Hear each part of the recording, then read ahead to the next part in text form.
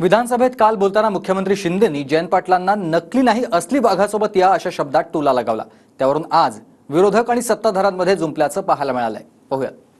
लोकांमध्ये स्फूर्ती आणि जागृती आणण्यासाठी ठिकठिकाणी त्यांना ती वाघनक दर्शनाला ठेवू। आणि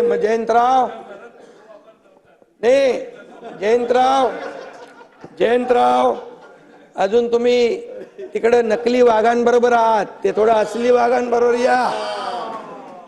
महायुतीमध्ये जे स्वतःला वाघ समजतात त्यांना वाघाचं जे कातडं आहे ते मोदी शहानी दिलेलं आहे।